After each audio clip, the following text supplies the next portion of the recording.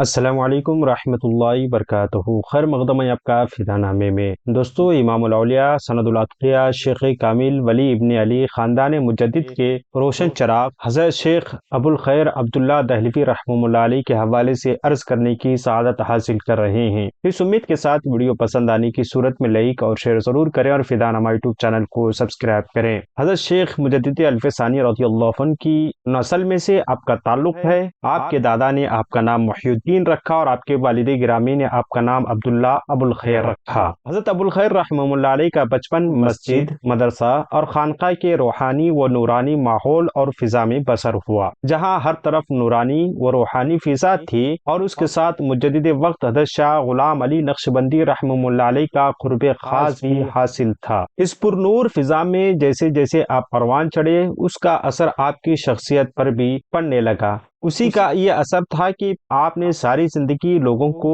اسی کی طرف بلاتے رہے اور ان کے قلوب کو نور و اتقان کی دولت سے مالا مال فرماتے رہے۔ 1297 ہجری کو مکۃ المکرمہ سے ریاست رامپور آپ تشریف لائے اور رامپور ریاست ہی میں شادی فرمائی، اور اس کے بعد پھر آپ وہاں دہلی تشریف لے گئے۔ دہلی سے پھر آپ نے مدینہ المنورہ کا سفر فرمایا، وہاں کچھ عرصہ رہنے کے بعد پھر دہلی لوٹ آئے اور یہاں سلسلہ رشد و ہدایت جاری فرمایا۔ ہر سال 12 ربیع الاول شریف کے شب 11 بجے کے درمیان شب میں محفل میلاد منعقد فرماتے اور خود واز کہتے، نہایت پر اثر واز فرماتے۔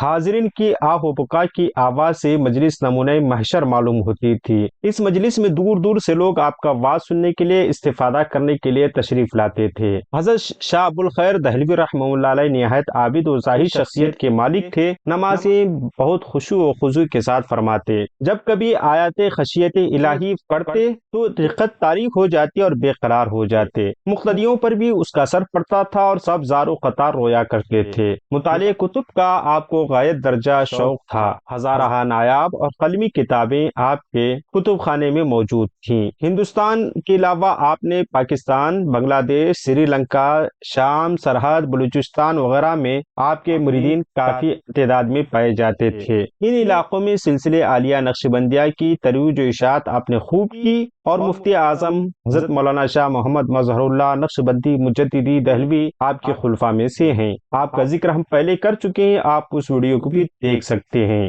حضرت شاہ عبداللہ ابو الخیر رحمہ اللہ علیہ کا اسم گرامی عبداللہ ابو الخیر اور لقب نقشبندی مجددی دہلوی تھا۔ آپ کے والد گرامی کا نام شاہ عمر اور دادا کا نام شاہ احمد سعید حنفی رحمہ اللہ علیہ تھا۔ آپ کا سلسلہ نسب حضرت مجدد الف ثانی رضی اللہ عنہ سے ملتا ہے۔ آپ کی ولادت باسعادت 27 ربیع الاول 1272 ہجری پر مطابق ماہ دسمبر 1855 کو دہلی میں ہوئی۔ 4 سال کی عمر میں والد اور دادا کے ہمراہ آپ نے حرمین شریفین کا سفر فرمایا، طویل عرصے تک وہیں قیام فرما رہے۔ اپنے والد گرامی اور دادا محترم سے ابتدائی تعلیم حاصل کی، اور ان کے علاوہ شیخ الدلائی شیخ عبدالحق مہاجر مکی الہ آبادی رحمہ اللہ علیہ، شیخ رحمت اللہ کرانوی، شیخ حبیب الرحمن رودولوی، شیخ سید احمد دہلان مکی اور دیگر علماء اکرام سے استفادہ فرمایا۔ خصوصاً شیخ دہلان مکی رحمہ اللہ علیہ سے اجازت حدیث حاصل فرمائی۔ تقریباً ان تمام شیوخ کا ہم ذکر کر چکے ہیں، آپ ان کی ویڈیوز بھی آپ ہمارے چینل پر دیکھ سکتے ہیں۔ حضرت شاہ ابو الخیر دہلوی رحمہ اللہ علیہ کو آپ کے والد گرامی نے